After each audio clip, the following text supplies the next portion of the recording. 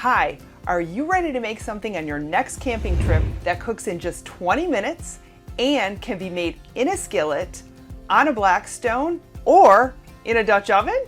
We're gonna cook something today you're gonna love. Today I am sharing how to make a delicious Asian beef and broccoli recipe.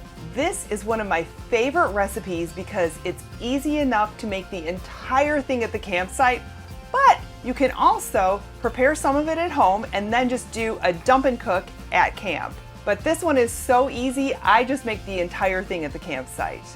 In fact, I do this on a day where I'm making another dinner. I do 2 meals on one night at the campsite. Yeah, baby.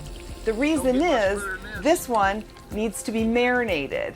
And you can marinate it for just an hour, but you can also marinate it for an entire 24 hours.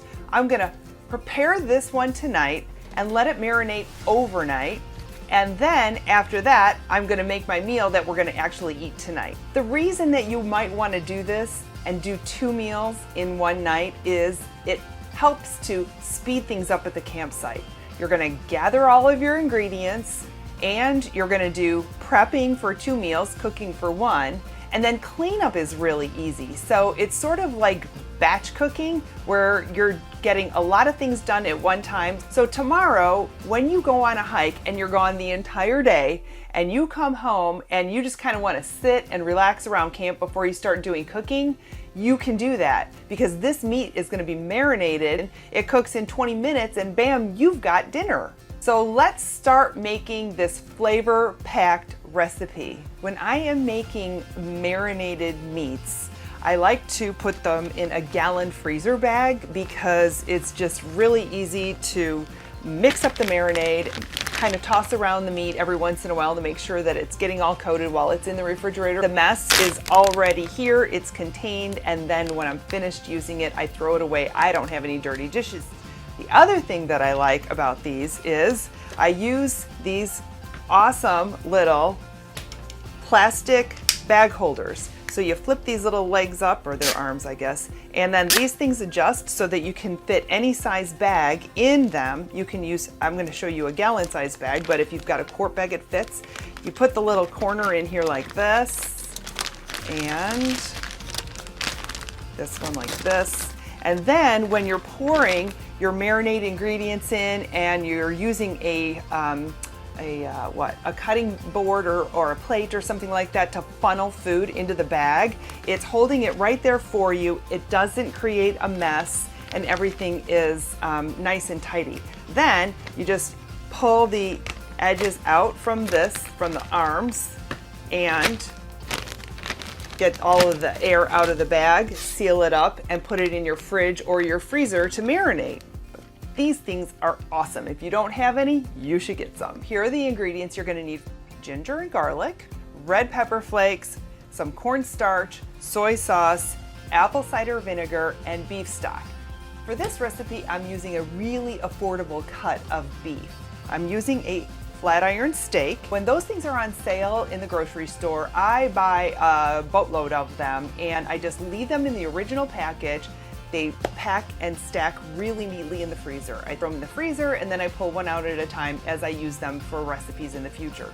So if flat iron steak is on sale, make sure you stock up and then you can make recipes like this. You're gonna just cut the meat into thin strips. That is what helps to make the meat that is typically a tough meat more tender. It's the slicing of them into the thin strips, and it's the apple cider vinegar in the marinade that helps to break down the meat and tenderize it in a really short period of time. All right, we're gonna throw the meat into the marinade.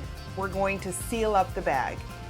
If you were making this at home, this is the point that you would either throw it into your fridge if you were leaving for camp in another couple days and you were gonna use it right away. If you're making it at home as a make-ahead freezer meal kind of thing, now is where you're going to work the air out of the bag, seal it nice and tight, and then you're gonna put it in your freezer nice and flat so that it's easy to stack in your cooler or your RV refrigerator when you're going on your trip. Make sure that you pull the bag out early enough that it has enough time to defrost before you're ready to cook on your beef and broccoli dinner night. This recipe is so easy. I always make it the whole thing at camp. I don't worry about the make ahead part. If we don't have fire restrictions, which is a really nice thing for us in Arizona because we're under those a lot and we can't cook with fire. My preference is to do this in a Dutch oven over a campfire because, hey, we're camping and that's kind of what I want to do, to be out there. But if we can't and I need to use propane, I am probably going to do it on a Blackstone, which is what we're going to be doing this afternoon. You're going to be cooking over a medium-high heat.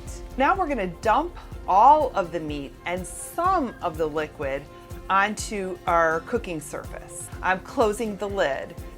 While the meat is cooking, I'm going to go ahead and prepare my rice. I want to tell you about another beef and broccoli recipe that I have. It is a complete freezer meal. So not only do you put the marinade and the meat, you also put the broccoli in the bag, make it at home, freeze it, and then defrost at the campsite and do another quick dump and cook. Now, there is a difference between those two recipes. That recipe that's a complete freezer meal, the broccoli, when it is in the freezer and it's moistened with the meat and the marinade, it doesn't turn out as crispy. It's a little bit kind of on the mushy side. So I don't like that recipe as much, the outcome of the recipe and the texture, but it is a really nice recipe with great flavors if you want to do an entire make ahead where all you do is dump and cook at camp. And when we are on really busy trips where we've got lots on the agenda, whether it be activities or sightseeing or hiking or exploring the town, whatever it is, and I know that I want to come back to camp and absolutely have like hardly anything to do, then I will go ahead and use one of those kinds of freezer meals. When the meat is about halfway done, that's when I'm going to add the broccoli.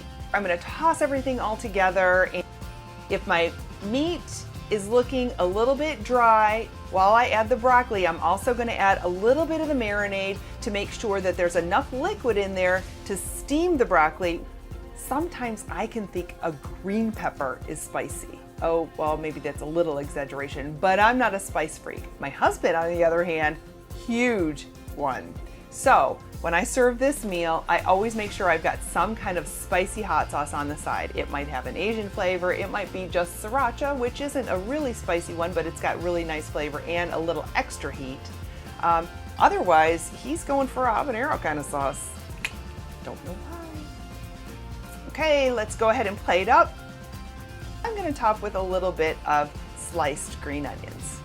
I don't ever miss our favorite takeout restaurants when I make these kinds of meals at the campsite.